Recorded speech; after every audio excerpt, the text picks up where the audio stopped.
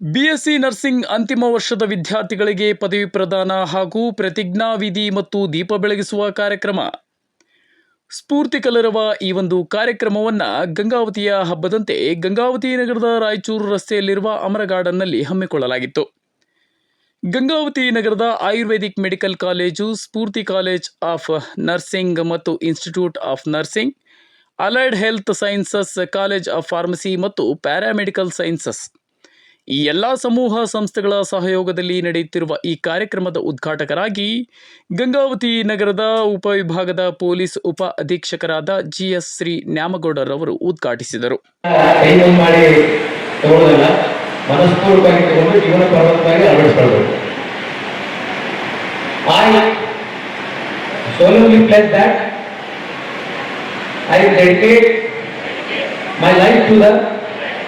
Service of humanity, the health and well-being of my patients will be my first consideration. I practice my profession with conscience, dignity, and in accordance with good medical practice. I respect the autonomy and dignity of my patients. I maintain the utmost respect for human life. I will not permit consideration of age, disease, disability. The respect and gratitude that is their duty. My nursing knowledge to violate human rights and civil liberties, even under threat. I make these promises solemnly, freely, and upon my honor.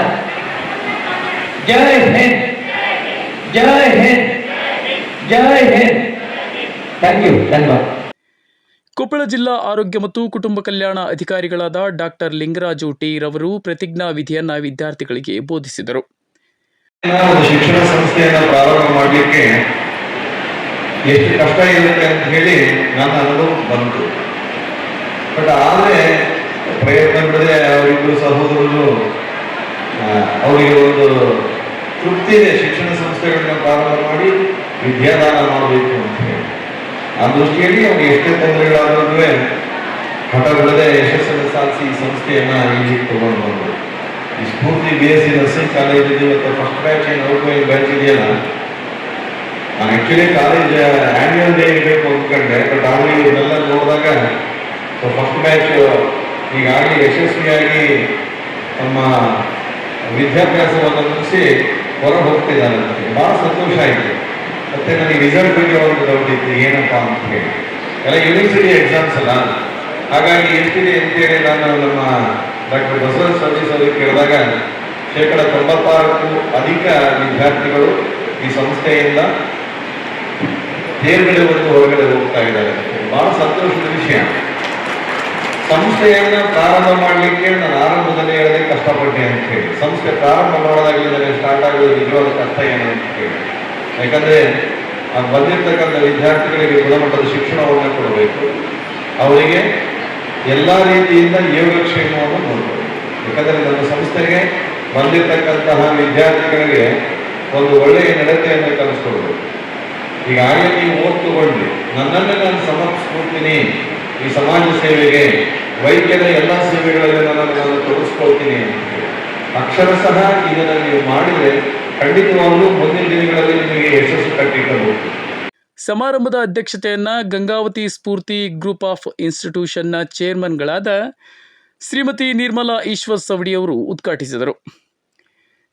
ಗಂಗಾವತಿಯ ವಾಣಿಜ್ಯೋದ್ಯಮಿಗಳಾದ Shri Virupakshappa ಮುಷ್ಟಿ, ಸ್ಫೂರ್ತಿ group of ಇನ್ಸ್ಟಿಟ್ಯೂಟ್ನ ನಿರ್ದೇಶಕರಾದ doctor Umesh ಪುರದ್, ಪ್ರಥಮ ದರ್ಜೆ ಗುತ್ತಿಗೆದಾರರಾದ ಶ್ರೀ ರವಿ ರಾಜಶೇಖರ್, ಜಂಗಮರ ಕಲ್ಗುಡಿ ಗ್ರಾಮ ಪಂಚಾಯತ್ ಅಭಿವೃದ್ಧಿ ಅಧಿಕಾರಿ ಶ್ರೀ ಮಂಗಳಪ್ಪ ನಾಯಕ್, ಸಂಗಾಪುರ ಗ್ರಾಮ ಪಂಚಾಯತ್ ಅಭಿವೃದ್ಧಿ ಅಧಿಕಾರಿ ಶ್ರೀ ಜಿಲಾನ್ ಪಾಷಾ, ಗಂಗಾವತಿ ಉಪವಿಭಾಗ ಆಸ್ಪತ್ರೆಯ ಮುಖ್ಯ ವೈದ್ಯಾಧಿಕಾರಿ doctor Eshwar S Savadi, Gangavathi Spoorthi college of nursing ನಿರ್ದೇಶಕರಾದ doctor Satish Raykar, Spoorthi group of ಇನ್ಸ್ಟಿಟ್ಯೂಟ್ನ ಅಧ್ಯಕ್ಷರಾದ ಬೆಂಗಳೂರಿನ ರಾಜೀವ್ ಗಾಂಧಿ ಆರೋಗ್ಯ ವಿಶ್ವವಿದ್ಯಾಲಯದ ಸೆನೆಟ್ ಸದಸ್ಯರು ಮತ್ತು ಗಂಗಾವತಿ ಆಯುರ್ವೇದಿಕ್ ಮೆಡಿಕಲ್ ಕಾಲೇಜಿನ ಬಸವರಾಜ್ ಪ್ರಾಚಾರ್ಯರಾದ ಡಾಕ್ಟರ್ ಬಸವರಾಜ್ ಎಸ್ ಸವಡಿ ಅವರು ಅತಿಥಿಗಳಾಗಿ ಆಗಮಿಸಿದ್ದರು. ಗಂಗಾವತಿ ನಗರದ ಮತ್ತು ಗ್ರಾಮೀಣ ಪ್ರದೇಶದ ಎಲ್ಲ PU ಕಾಲೇಜಿನ ಆಡಳಿತ ಮಂಡಳಿಯ ಅಧ್ಯಕ್ಷರುಗಳು, ಸರ್ವ ಸದಸ್ಯರುಗಳು, ಪ್ರಾಚಾರ್ಯರು, ಮುಖ್ಯೋಪಾಧ್ಯಾಯರು, ಗಂಗಾವತಿ ಆಸ್ಪತ್ರೆ ಉಪವಿಭಾಗದ ವೈದ್ಯಾಧಿಕಾರಿಗಳು ಹಾಗೂ ಸಿಬ್ಬಂದಿ ವರ್ಗದವರು ಈ ವೇಳೆ ಉಪಸ್ಥಿತರಿದ್ದರು. ನೈಜ ಸುದ್ದಿಗಳಿಗಾಗಿ ನೋಡ್ತಾ ಇರಿ ಇದು ಟಿ ಪಬ್ಲಿಕ್ ನ್ಯೂಸ್ ಚಾನಲ್. ಔಷಧಿಗಳನ್ನು ತೆಗೆದುಕೊಳ್ಳುವುದಿಲ್ಲ, ಅಲ್ಲದೆ ಬೇರೆಯವರಿಗೆ ಕೊಡುವುದಿಲ್ಲ. ಅದನ್ನು ಕಾಪಾಡುವುದರ ಜೊತೆಗೆ ದೃಢ ವಿಶ್ವಾಸದಿಂದ ಎತ್ತಿ ಹಿಡಿಯುತ್ತೇನೆ. ವೈಯಕ್ತಿಕ ಮತ್ತು ಕೌಟುಂಬಿಕ ವಿಚಾರಗಳು ಆಗಲಿಲ್ಲ. ಅವ್ರ ಫ್ರೆಂಡ್ ಒಬ್ಬರು ಕ್ಲಾಸ್ಮೇಟ್ ಸಿಂಡಿಕೇಟ್ ಮೆಂಬರ್ ಇರ್ತಾರೆ. ಸುಮಾರು ಬೆಂಗಳೂರು ಸಿಟಿಯಿಂದ ಒಂದು 25 ಕಿಲೋಮೀಟರ್ ದೂರ ಅವ್ರು ಆಸ್ಪತ್ರೆ. ಅಲ್ಲಿ ಮಟ್ಟ ಹೋಗ್ಬೇಕು ಬರ್ಬೇಕು, ಅಲ್ಲಿ ಮಟ್ಟ ಹೋಗ್ಬೇಕು, ವೈದ್ಯಕೀಯ ಮೆಡಿಕಲ್ ಕಾಲೇಜ್ ಹೋಗೋದು ಬರೋದು ಭಾಳಷ್ಟು ನಮ್ಮ ಸಂಸ್ಥೆಯ ಪರ್ಮಿಷನ್ ತರೋಲ್ಲಿ ಚಳವಳಿಗೆಯಲ್ಲಿ ಡಾಕ್ಟರ್ ಲಿಂಗರಾಜ್ ಅವರು ನಮ್ಮ ಕುಟುಂಬದ ಸದಸ್ಯರಾಗಿ ಎಲ್ಲ ವಿಷಯಗಳಲ್ಲಿ ನಮ್ಮೊಡನಿದ್ದಾರೆ. ಅವರಿಗೆ ಮತ್ತೊಮ್ಮೆ ವೈಯಕ್ತಿಕವಾಗಿ ನನ್ನ ಧನ್ಯವಾದಗಳನ್ನು ಅರ್ಪಿಸ್ತೀನಿ. ಇದ್ದೀರಿ ನಾನು ಕೇಳ್ತಾ ಇರ್ತೀನಿ, ಫಸ್ಟ್ ಬೆಂಚ್ ಸ್ಟೂಡೆಂಟ್ಸಿಗೂ ಲಾಸ್ಟ್ ಬೆಂಚ್ ಸ್ಟೂಡೆಂಟ್ಸಿಗೂ ವ್ಯತ್ಯಾಸ ಏನಪ್ಪ ಅಂತಂದರೆ, first bench students they know how to solve the problem. ಯಾಕೆಂದರೆ ಯೂಶಲಿ ಫಸ್ಟ್ ಬೆಂಚ್ ಕೂತಿರೋ ವಿದ್ಯಾರ್ಥಿಗಳು ಬುದ್ಧಿವಂತರಿರ್ತಾರೆ. Last bench students they know how to face the problem ಅಂತ. ಸೊ ಈ ಮಧ್ಯದ ಬೆಂಚ್ ಇರ್ತಾರಲ್ಲ, ಮಧ್ಯದ ಬೆಂಚ್ ಸ್ಟೂಡೆಂಟ್ಸ್ ಇರ್ತಾರಲ್ಲ, they know how to transfer the problem ಅಂತ. ಮುಂದಕ್ಕೆ ಹಾಕ್ಬೇಕಾ ಹಿಂದಕ್ಕೆ ಹಾಕ್ಬೇಕಾ. ಆಮೇಲೆ ನೋಡಿ ಇಲ್ಲೇನು ಅಂತಂದರೆ, ಯಾವುದೇ ಒಂದು ಪರೀಕ್ಷೆ ಫಲಿತಾಂಶಗಳನ್ನು ತಗೊಂಡ್ರೆ ಯಾವಾಗಲೂ ಹೆಣ್ಣು ಮಕ್ಕಳದೇ ಮೇಲುಗೈ ನೋಡಿದ್ದೀರಾ ನೀವು. ಅದಕ್ಕೆ ನಾನು ಈ ಫಸ್ಟ್ ಬೆಂಚ್ ಲಾಸ್ಟ್ ಬೆಂಚ್ ನೋಡ್ಕೊಂತ ಹೋಗ್ರಿ. ಇವಾಗ ಲಾಸ್ಟ್ ಬೆಂಚ್ನಾಗೆ ಯಾವಾಗಾದ್ರೂ ಹೆಣ್ಮಕ್ಳು ಕುಂತಿರೋದು ನೋಡಿದ್ದೀರಾ? ಲಾಸ್ಟ್ ಬೆಂಚ್ನಾಗ ಹೆಣ್ಮಕ್ಳು ಯಾವತ್ತೂ ಕೂರಲ್ಲ, ಯಾವ ಕ್ಲಾಸ್ನಾಗೂ ಕೂರಲ್ಲ. ಸೊ ಇಲ್ಲಿ ಏನಾಗ್ತದೆ, ಗಂಡು ಮಕ್ಳು ಯಾಕೆ ಫಸ್ಟ್ ಬೆಂಚಿಗೆ ಕೂರಕ್ಕೆ ಇಷ್ಟಪಡಲ್ಲ ಲಾಸ್ಟ್ ಬೆಂಚರು? ಆಗಲ್ಲ, ಹೆಣ್ಮಕ್ಳನ್ನ ತಿರುಗಿ ನೋಡ್ಬೇಕಲ್ಲ, ಪಾಠ ಮಾಡ್ಬೇಕಾರೆ ಅನ್ನೋದು ಅವರು. ಸೊ ಇಲ್ಲಿ ಏನಾಗಿರ್ತದೆ, ಯಾಕೆ ಹೆಣ್ಮಕ್ಳದ್ದು ಮೇಲ್ಗೈ ಅಂತಂದ್ರೆ, ಹೆಣ್ಮಕ್ಳು ಅವರು ಮೈಮಗ್ಸಿ ಪಾಪ ಓದ್ತಾರೆ, ಅವರು ನೋಡ್ಕೊಂಡು ಈ ಗಂಡು ಮಕ್ಕಳು ಹಾಳಾಗ್ತಾರೆ. ಅದು ಸಹಜ. ಅದಕ್ಕೆ ನಾನು ಹುಡುಗರಿಗೆ ಕಿವಿ ಮಾತು ಏನಪ್ಪ ಹೇಳೋದು ಅಂತಂದ್ರೆ, ಹೆಣ್ಮಕ್ಳಿಗೆ ಗಂಡು ಮಕ್ಕಳಿಗೆ ಡಿಫ್ರೆನ್ಸ್ ಏನು ಅಂತಂದ್ರೆ, ಹೆಣ್ಮಕ್ಳು ಮದುವೆಗೆ ಸೆಟ್ಲ್ ಆಗ್ಬಿಡ್ತಾರಂತೆ, ಗಂಡು ಮಕ್ಕಳು ಸೆಟ್ಲ್ ಆಗಿ ಮದುವೆ ಆಗ್ಬೇಕಂತ. ಅವ್ರಿಗೆ ಸೆಟ್ಲ್ ಆಗಲಿಲ್ಲ ಅಂತಂದ್ರೆ ಯಾರು ಹೇಳ್ಕೊಡ್ತಾರ? ಇದನ್ನ ಅರ್ಥ ಮಾಡ್ಕೋಬೇಕು. ಆಮೇಲೆ ಏನ್ ಗೊತ್ತಾ, ನಾವು ಇಲ್ಲಿ ಕಾಲೇಜಿಗೆ ಏನು Not just mere the celebration of birthday, it is the celebration of a vision that transformed into the institutions of a dream that shaped thousands of lives in a mission that continues to illuminate the path of education and service. Our founder believed that education is not just about the degrees or professions, but about the character, discipline, values that shape thousands of lives and the social responsibility. The institution that stand tall today are living testimony of that belief.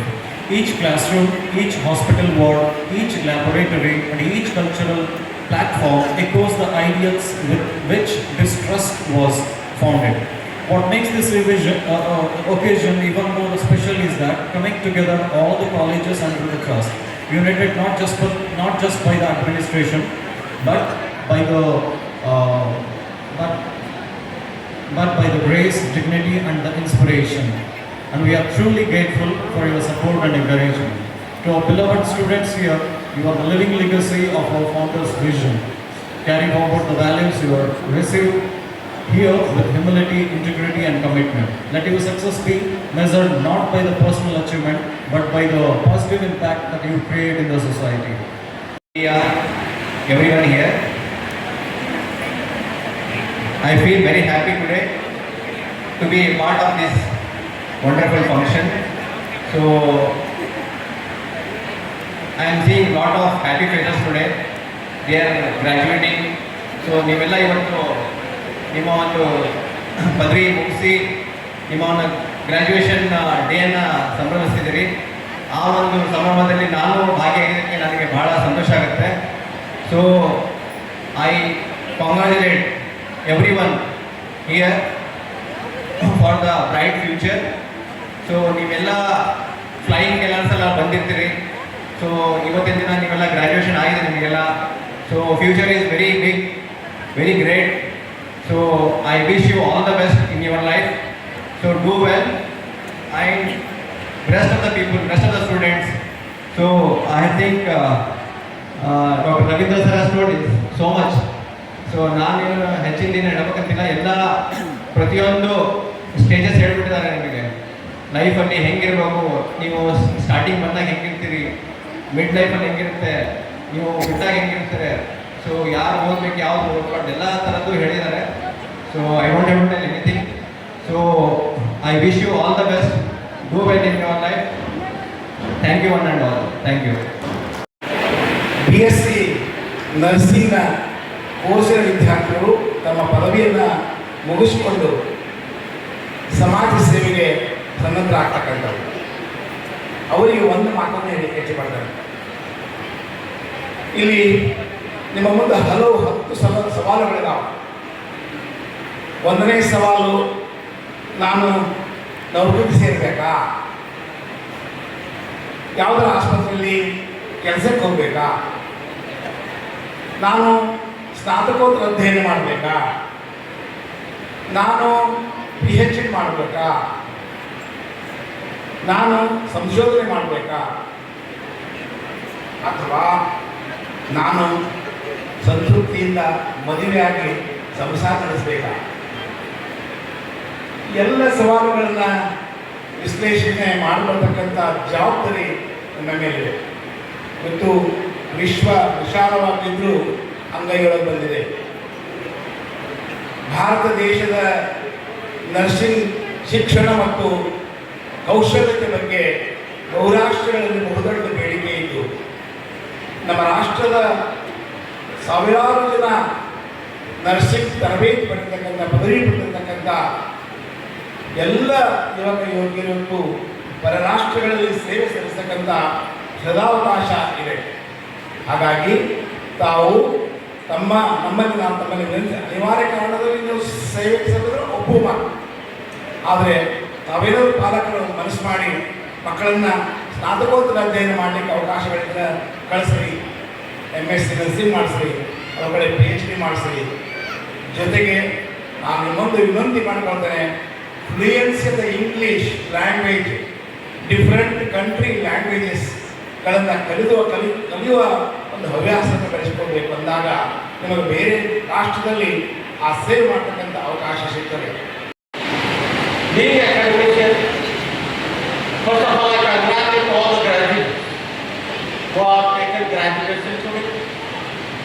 On the behalf of Murthy family, on the behalf of management, on the behalf of your family, on the behalf of trust, on the behalf of all the teaching faculty of nursing, I congratulate you all for your better future for ahead.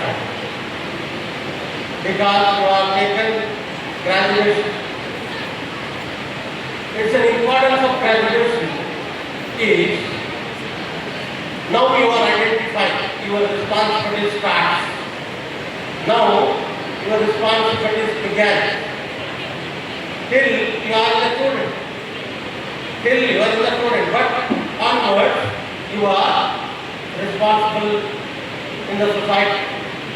You are responsible degree holders of the science, medical science. So that when society has recognized you as a professional, you should have a response. You should have responsibility life. You should uphold your science. You should give respect to your science. You should give respect to your mother and father. That is the more credibility to your future. ನೀವು ನಿಮ್ಮ ತಂದೆ ತಾಯಿಗಳನ್ನು, ನಿಮ್ಮ ಪ್ರೊಫೆಷನನ್ನು ನೀವು ಯಾವಾಗ ಪ್ರೀತಿ ಮಾಡ್ತೀರಿ ಅವಾಗ ಈ degree ತಗೊಂಡಿದ್ದು ಸ್ವಾರ್ಥಕ್ಕೆ ಆದ ಮಾತನ್ನು ಈ ಸಂದರ್ಭದಲ್ಲಿ ನಾನು ಹೇಳ್ತೀನಿ.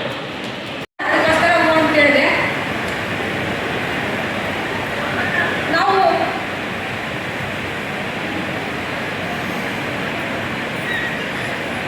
ಇಲ್ಲಿವರೆಗೂ ನಮ್ಮನ್ನು ಗ್ರಾಜ್ಯುಯೇಟ್ ಆಗೋದಕ್ಕೆ ಎಲ್ಲ ಸಪೋರ್ಟ್ ಮಾಡಿರ್ತಕ್ಕಂಥ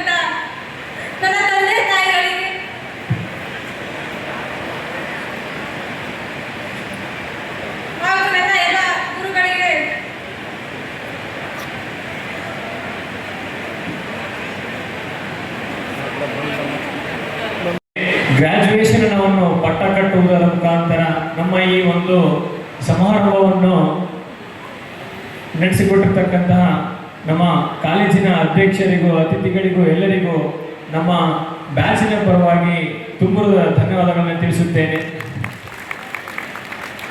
ಅದೇ ರೀತಿಯಾಗಿ ಇವತ್ತು ನಮ್ದೇನಪ್ಪ ಗ್ರಾಜುಯೇಷನ್ ಡೇ. ಈ ಒಂದು ದಿನ ನಾವು ಇಲ್ಲಿ ಬಂದು ಈ ತರ ಬಟ್ಟೆ ಹಾಕೊಂಡು ನಿಂತಿದ್ವಪ್ಪ ಅಂತಂದ್ರೆ ಇದು ಬಂದ್ಬಿಟ್ಟು ಫಸ್ಟ್ ನಿಮ್ಮ ತಂದೆ ತಾಯಿಗಳ ಸ್ಯಾಕ್ರಿಫೈಸ್, ದೆನ್ ನೀವು ಪಟ್ಟಿರ್ತಕ್ಕಂಥ ಕಷ್ಟ. ಸೊ ಹಂಗಾಗಿ ನಾನು ಹೇಳೋದಿಷ್ಟೇ, ಯಾವುದೇ ಕಾರಣಕ್ಕೂ ಎಲ್ಲೋ ಇರಿ, ಹೇಗೋ ಇರಿ, ಹೆಂಗೋ ಇರಿ, ಯಾವುದು ಸಂಬಂಧಪಡಲ್ಲ. ಕೊನೆಯದಾಗಿ ವಯಸ್ಸಾದ ನಿಮ್ಮ ಅಪ್ಪ ಅಮ್ಮಗಳಿಗೆ ಯಾವತ್ತು ಕಷ್ಟ ಮತ್ತು ಅವರು ತಿಳಿತಕ್ಕದ್ದು ಅಂತ ಕೆಲಸವನ್ನು ಯಾವುದೇ ಕಾರಣಕ್ಕೂ ಮಾಡದೆ ಹಂಗೆ ಇರಿ ಅಂತೇಳಿ ನನ್ನ ಇದು ಒಂದು ರಿಕ್ವೆಸ್ಟ್. ಹಾಯ್ ಎಲ್ರಿಗೂ ನಮಸ್ಕಾರ. ಇದು ಜನಪರ ಸುದ್ದಿ ಮಾಡುವ channel T public news channel. ನಮ್ಮ ಚಾನಲ್ನ ನಿರಂತರವಾಗಿ ನೋಡ್ತಾ ಇರಿ, ಸಬ್ಸ್ಕ್ರೈಬ್ ಮಾಡಿ, ಶೇರ್ ಮಾಡಿ, ಹಾಗೆ ಪಕ್ಕದಲ್ಲಿರುವ ಬೆಲ್ ಬಟನ್ ಕ್ಲಿಕ್ ಮಾಡಿ. ನಿಮ್ಮದೇನಾದ್ರೂ ಸಮಸ್ಯೆಗಳಿದ್ರೆ ಕೂಡಲೇ ನಮ್ಮ ರಿಪೋರ್ಟರ್ನ ಸಂಪರ್ಕಿಸಿ ನಿಮ್ಮ ಸುದ್ದಿನ ಹಂಚಿಕೊಳ್ಳಿ. ನಮಸ್ಕಾರ.